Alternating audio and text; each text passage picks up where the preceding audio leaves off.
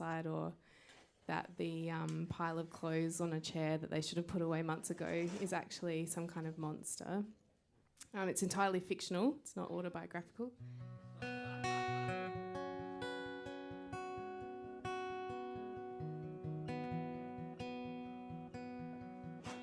I lean into you like you were my preference from the start, and I know you do too, 'cause someone set fire to your car last night, and the street light flashes outside my window, casting shadows. Are you a monster or just some sweater I left out?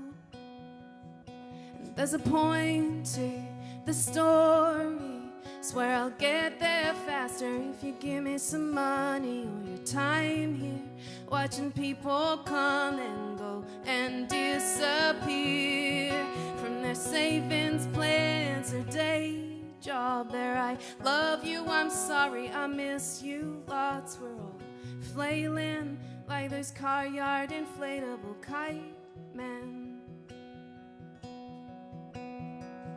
'Cause I'm a 3 a.m. night thinker, and I'll stare at nothing until I feel a little better. And besides, not everything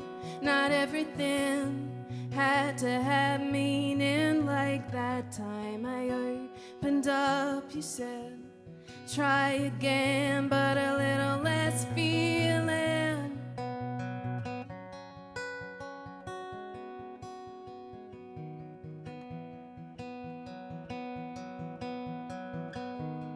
What if you suffocate me? What if you're the only one who knows how they make me? Until we're both clawing at the edges. What if you can't explain away this? What if you can't explain away this?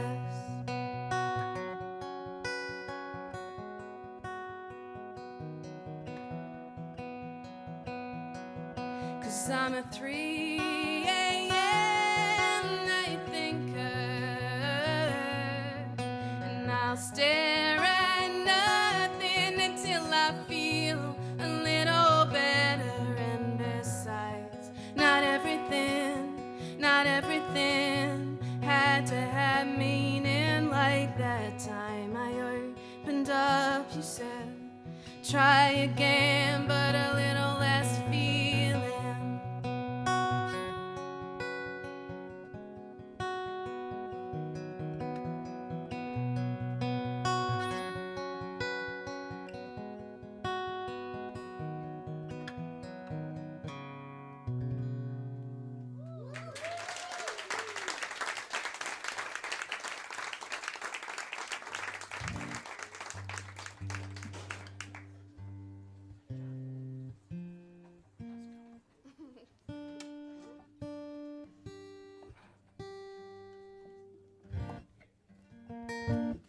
This next song is called Strangers, and it was written about the ending of a decade-long relationship, and that kind of feeling of like if you could meet someone again without all the interstitial living where you both pissed each other off, maybe things would be okay. And it's, there's a verse in there about my neighbour Ken, who said something really inappropriate the day I was moving out, so there's a verse about Ken in there as well.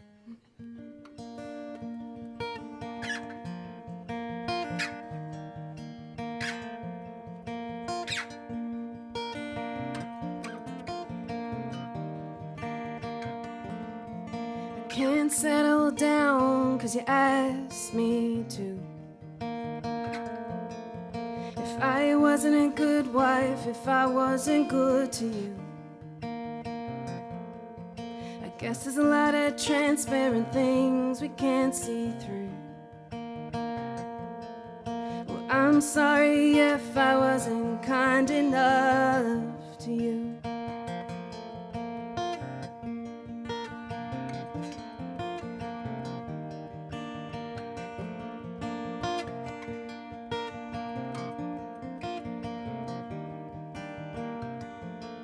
So be angry if you wanna be angry at me, 'cause I'm just my dad's boat floating out to sea. If I can't go the distance, don't blame me. I'm just a fair weather sailor floating out at sea. So don't blame me. Yeah, don't blame me.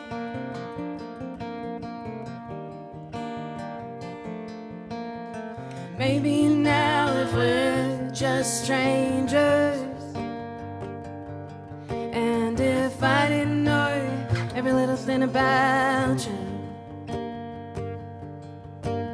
if I know you like that, if I know you like that, oh.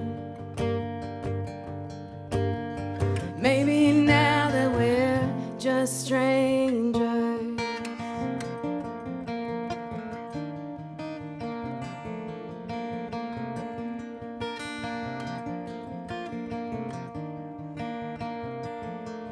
Well, I pack my shit and my brother pulls the car around. And I remember you saying that some things lost should not be found. And our neighbor Ken makes a joke from across the street. You say you finally got rid of him, or did he get rid of me? Maybe now if we're just strangers, and if I didn't know every little thing about you, if I know you like that, if I know you like that, maybe now that we're just strangers, and if I didn't know every little thing about you, if I know you like that, if I know you like that, maybe now that we're just strangers.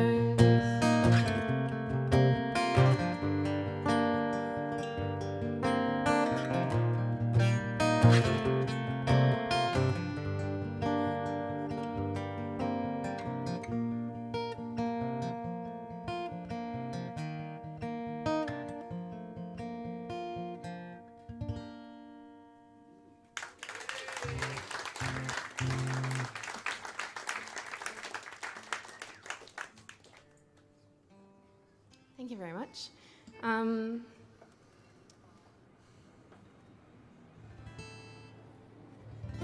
Okay, so I swear this is the last of the breakup song part of the set. And then I'm going to move on to just mostly imaginative things like space women. So this song is a lesson for me in why when you write a song, you should finish it when you start it, because it was written soon after that said breakup. And I was feeling really sad at the time, and I wrote all the verses, but I didn't have a chorus. And so every time I went back to write the chorus several years later, you know, we were fine, everything was fine. And so it just kept turning into a joke chorus instead of like a serious chorus.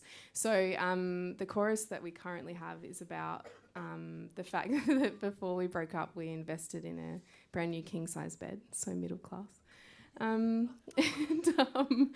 Anyway, we put it on lay-by, and then after we separated, there was this realisation that he was dating again and bringing people home to said bed while I was still paying off a lay-by. And there was a moment where I was like, this is pretty weird. Like, I probably don't need to do this anymore. You kept paying it off, didn't you? I did, because that's who I am. I kept paying it off. And weirdly, I went and bought the identical bed. It's a good bed.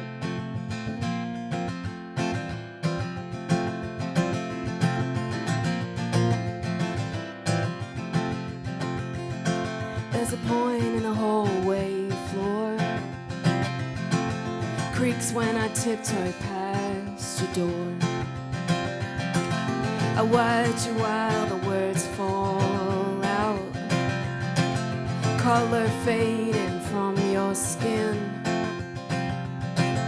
But we can't say that we don't try. But it wore us from the outside in. Yeah, it wore us from the outside in. I'm not wondering what it is you're thinking about.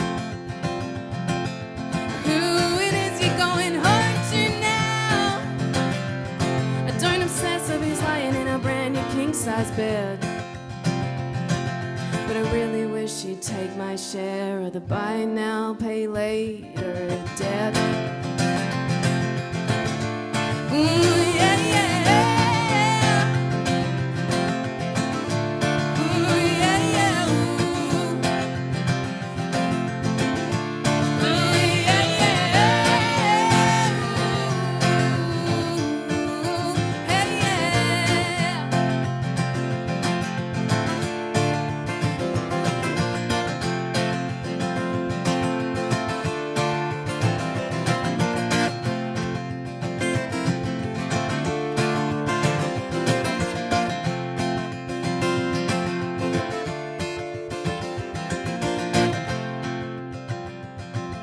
'cause you're a hard line to your lane.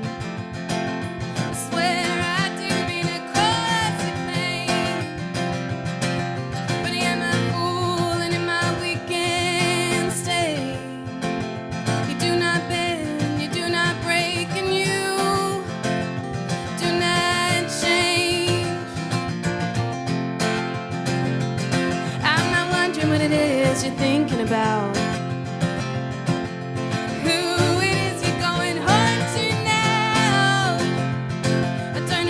Is lying in our brand new king-size bed, but I really wish you'd take my share of the buy now, pay later debt. Ooh, yeah, yeah. Ooh, yeah, yeah. Ooh, yeah, yeah. Ooh, hey, yeah.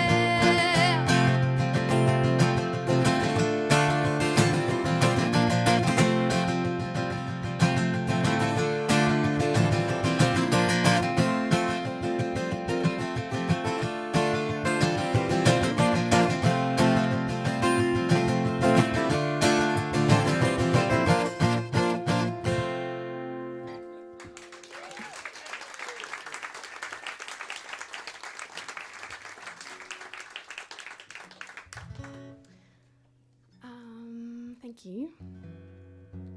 This next song is called Helena, the Imaginary Space Woman. And it's written about my imaginary friend when I was a kid, whose name was Helena Hertzakova, who was the sister of the... yeah, it's weird. I grew up on a farm and I didn't have many friends. And she was the sister of the real-life Veronica Hertzakova, who was the first female Russian astronaut into space. Although, I googled that recently and that is not her name. But I existed in a time before we had internet at home, so my 5-year-old brain remembered a different name. But anyway, it's 2024, who needs facts? So Helena and I, as a kid, both really wanted to be astronauts.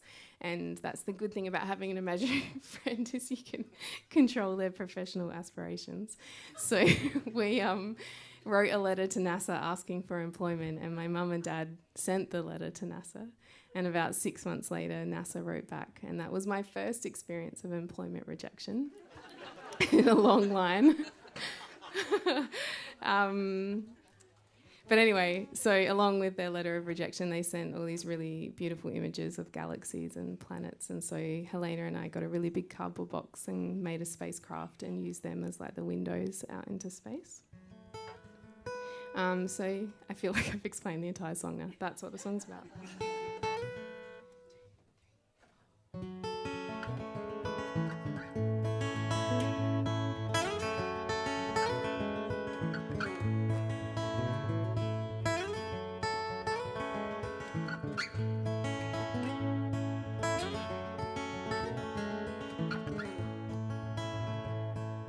Sometimes I just want to get myself off of this earth.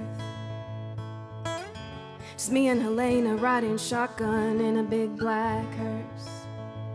And I do not have the answers to your questions of what it's all worth. But I'll be orbiting the sun by the time you get home from work.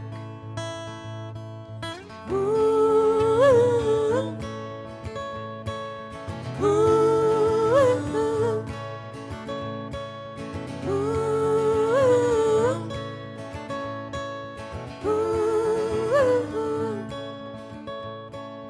If I wrote to NASA, asked if they would take me, do you think they'd send an envelope of galaxies in the post? And maybe I could build a rocket ship inside this cardboard box, and I wonder what I'd take with me, who I'd miss the most. Well, sometimes I just want to get myself off of this earth. Just me and Helena riding shotgun in a big black hearse. And I do not have the answers to your questions of what it's all worth. But I'll be orbiting the sun by the time you get home from work. Ooh. Ooh.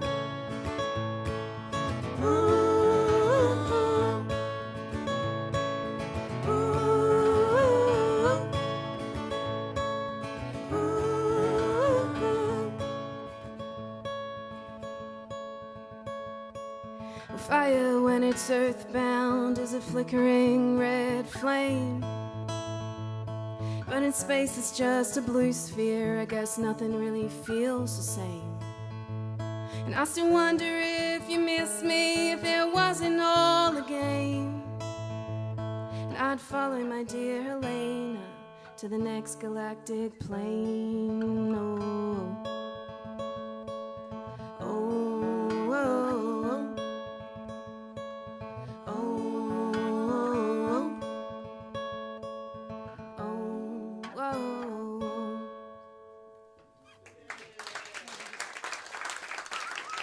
The wheels nearly came off then. Sorry. Okay, so I've got 2 songs left. I did want to say a massive thank you to Danny and Claire. Claire, who made the amazing artwork, and Danny, who has put this evening together. It shouldn't be unusual, but having 3 female singer-songwriters on the same night often is. So thank you, Danny, for putting this together. And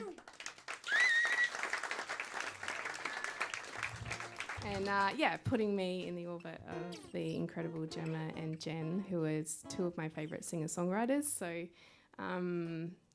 very lucky to be part of this, and hope that maybe we can continue playing music together after this.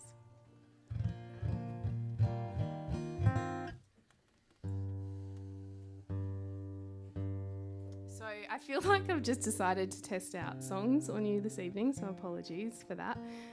This song is called Jim's University, and I work for a university during the day, and I started writing this song when I was 33. I'm now 40, and there's just a lot of content to write about when you live in a neoliberal capitalist society, which is sometimes a bit of a bin fire.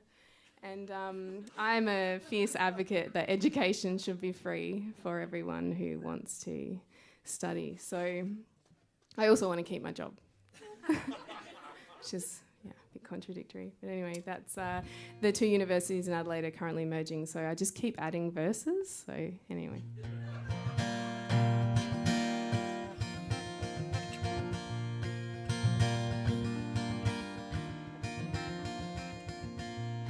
I've been delivering information to people who know much more than me.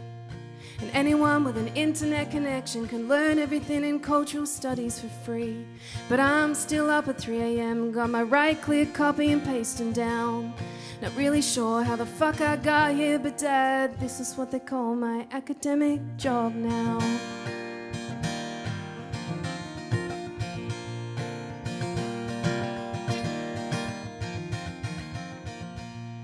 And people ask what I do for a living, and I'm really not sure what to tell you.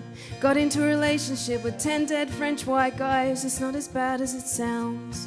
No, it's not necrophilia, it's just undoing propaganda and unlearning lies, deconstructing the binary oppositions inherent in patriarchal society, or some other bullshit I only half understand, Dad. I only half understand what they mean.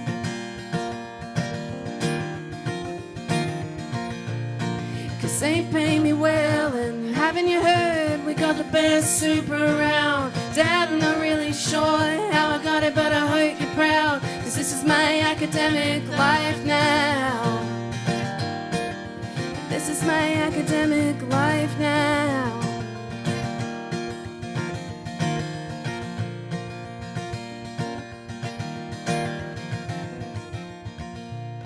But my students like me 'cause I'm somewhere near 30, and they judge me more on whether I give extensions than whether I know my shit. And all our lectures are online, and they ask, why is our attendance so low?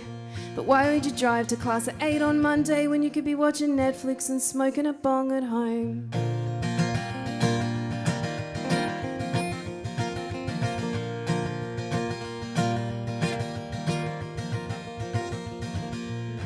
Jess got her PhD last week, and Adrian Franklin's asking when her sole-authored monograph comes out, stares at her in his turtleneck and dark-rimmed glasses, sipping cold drip, looking at her mysteriously. Says you should really have 10 journal articles by now. A's, not B's or C's. It's the only way you'll get taken seriously. But meanwhile, I can't even remember what it is to be me. So you can take your track record and you can shove it up your ass, because I bought a Jim's mowing franchise, even though I really hate grass. But Dad has got a company car now. Yeah, it's got a company car now.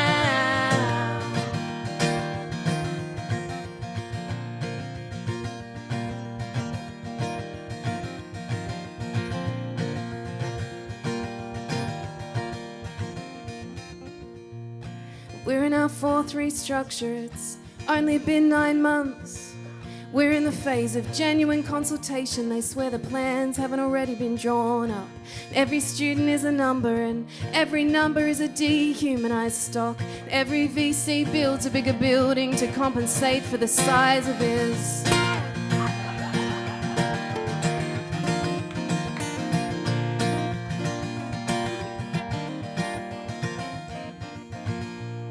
We're told arts and HAS don't provide worthwhile job-ready skills. Meanwhile, an arts degree comprises 60% of qualifications for polys on the hill.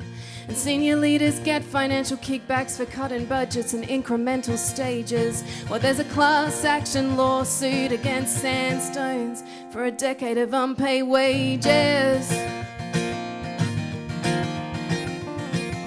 I swear there's one more verse, and then you...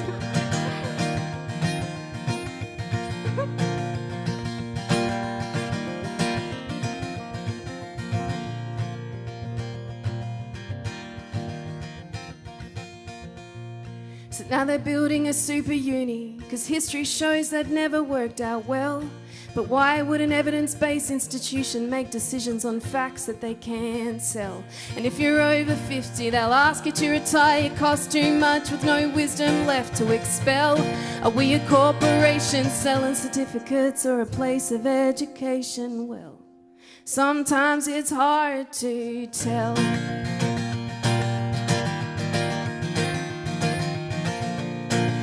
They pay me well, and haven't you heard we got the best super around? Dad, I'm not really sure how I got it, but I hope you're proud. And you can take your track record and you can shove it up your ass, because I bought a Jim's mowing franchise, even though I really hate grass. But Dad has got a company car now. Yeah, it's got a company car now. Yeah, it's got a company car now.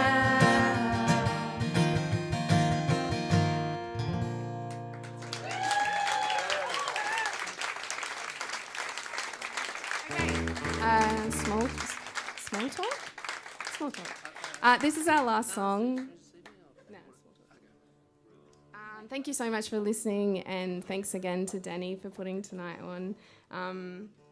Thank you to Kevin on sound.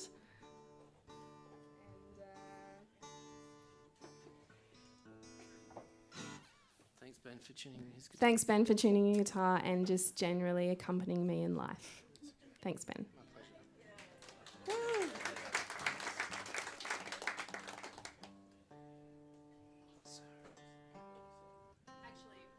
I went to get a drink at the bar before and I was like, how cool is it like playing with 3 female acts? And they said that that's called a clam jam. Learn something every day. I feel thrilled to be part of this clam jam. It's the opposite of the sausage fest, isn't it?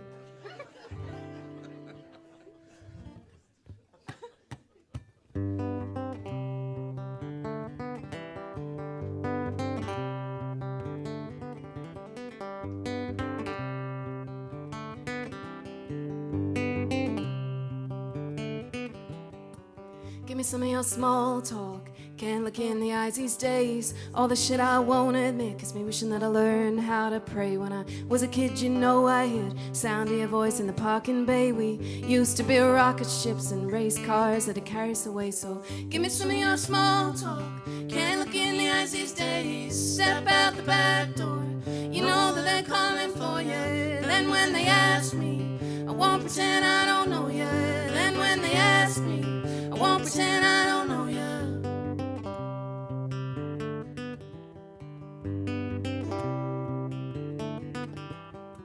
Talk to me before I sleep, 'cause I'm 10,000 miles away. Bought at everything I could buy, set fire to every single statement I could get my hands on. You could get your hands on. You could get your hands on. Get your hands on. Give me some of your small talk. Can't look in the eyes these days. Step out the back door. You know that they're coming for you. And when they ask me, I won't pretend I don't know you. And when they ask me, I won't pretend I don't know you.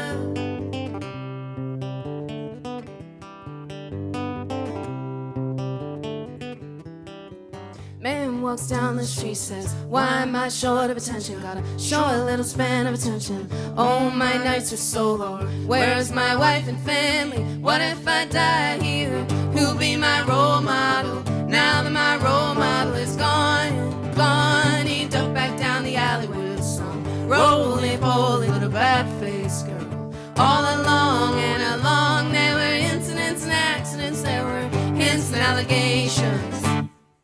Give me some of your small talk. Can't look in the eyes these days. Step out the back door. You know that they're coming for you. And when they ask me, I won't pretend I don't know you. And when they ask me, I won't pretend I don't know you.